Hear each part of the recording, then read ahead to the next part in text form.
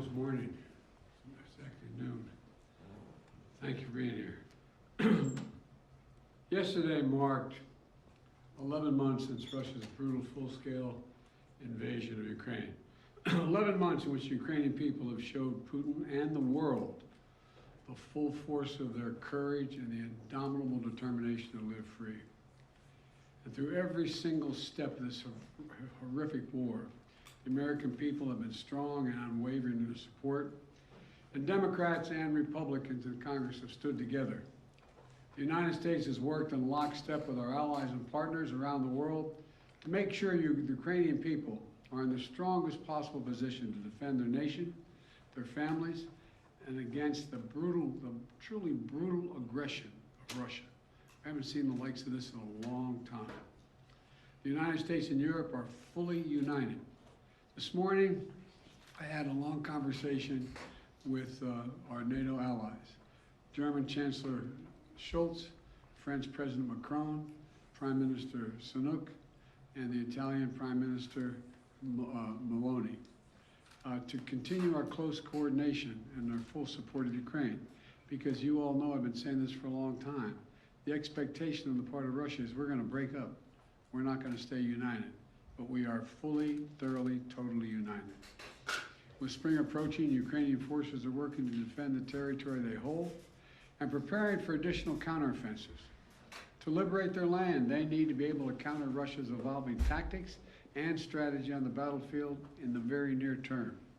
They need to improve their ability to maneuver in open terrain, and they need an enduring capability to deter and defend against Russian aggression over the long term.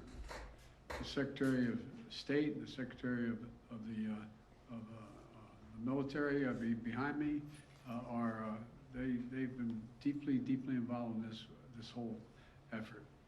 Armored capability, as General Austin will tell you, has been critical. And that's why the United States has committed hundreds of armored fighting vehicles to date, including more than 500 as part of the assistance package we announced last Friday. And today I'm announcing that the United States will be sending 31 Abrams tanks to Ukraine, the equivalent of 1 Ukrainian battalion. Secretary Austin has recommended this step because it will enhance the Ukraine's capacity to defend its territory and achieve its strategic objectives. The Abrams tanks are the most capable tanks in the world. They're also extremely complex to operate and maintain. So we're also giving Ukraine the parts and equipment necessary to effectively sustain these tanks on the battlefield. And we'll begin to train the Ukrainian troops on these issues of sustainment, logistics, and maintenance as soon as possible. Delivering these tanks to the field is going to take time. Time that we'll use to make sure the Ukrainians are fully prepared to integrate the Abrams tanks into their defenses. We're also closely coordinated this announcement with our allies. The American contribution will be joined by an additional announcement, including that will be ready, available, and more easily integrated for use in the battlefield in the coming weeks and months from other countries. I'm grateful to Chancellor Scholz for providing German Leopard 2 tanks and will lead an effort to organize a European contribution of 2 tank battalions for Ukraine. I want to thank the Chancellor for his leadership and his steadfast commitment to our collective efforts to support Ukraine. Germany has really stepped up. The Chancellor has been a strong voice for unity, a close friend, and for the level of effort we're going to continue. Supporting Ukraine's ability to fight off Russian aggression to defend its sovereignty and territorial integrity is a worldwide commitment. Not just it's a worldwide commitment. Last week, in Germany, Secretary Austin convened the Ukraine Defense Contact Group for the 8th time. This group is made up of some 50 nations, each making significant contributions of their own to Ukraine's integrity. Each fully committed to making Ukraine remain strong and independent and able to defend itself against Russian threats and violence. I want to thank every member of that coalition for continuing to step up. The UK, the United Kingdom, recently announced that it's donating Challenger 2 tanks to Ukraine. France is contributing AMX-10s, armored fighting vehicles. In addition to the Leopard tanks, that Germany, like the United States, is also Germany is also sending a Patriot missile battery. The Netherlands is donating a Patriot missile and launchers. France, Canada, the UK, Slovakia, Norway, and others have all donated critical air defense systems to help secure Ukrainian skies and save the lives of innocent civilians who are literally the target of Russia's aggression. Poland is sending armored vehicles. Sweden is donating infantry fighting vehicles. Italy is giving artillery. Denmark and Estonia are sending howitzers. Latvia is providing more Stinger missiles. Lithuania is providing anti-aircraft guns. And Finland recently announced its largest package of security assistance to date. You may remember I was asked a while ago what I think was going to happen. And I said, I let Putin know. He thought that he's going to end up with a Finlandization of Europe. Well, he's got the NATOization of Finland. He's gotten something that he never intended.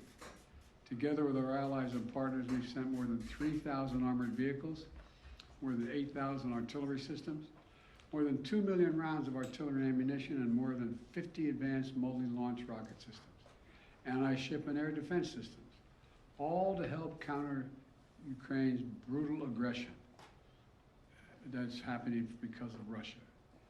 And look, today's announcement builds on the hard work and commitment from countries around the world, led by the United States of America, to help Ukraine defend its sovereignty and its territorial integrity. That's what this is about, helping Ukraine defend and protect Ukrainian land. It is not an offensive threat to Russia. There is no offensive threat to Russia.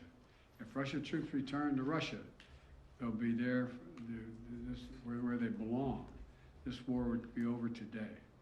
That's what we all want, an end to this war in just and lasting terms. You know, our teams do not permit one nation.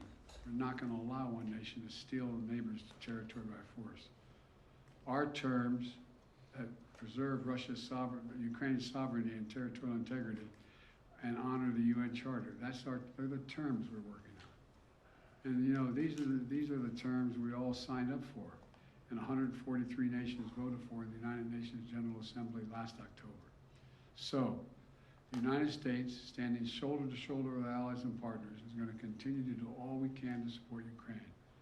Putin expected Europe and the United States to weaken our resolve. He expected our support for Ukraine to crumble with time. He was wrong. He was wrong. And he was wrong from the beginning, and he continues to be wrong. We are united. America is united, and so is the world.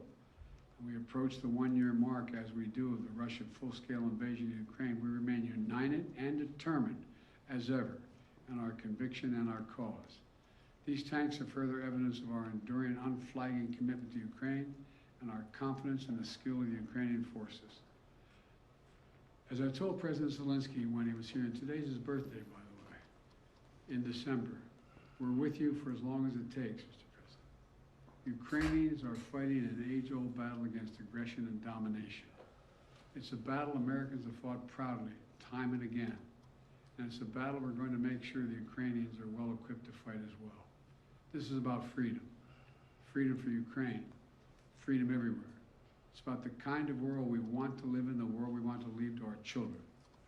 So may God protect the brave Ukrainian defenders of their country and keep the flame of liberty burning bravely as we can. Thank you.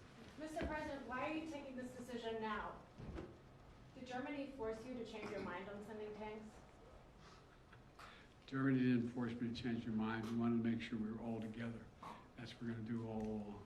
And that's what we're doing right now. Thank you. Mr. President, any response to the Pence disclosures of classified documents? Sir, are the searches of your homes completed? Mr. President, when is Jeff Zients starting as your next chief of staff? We search Rehoboth,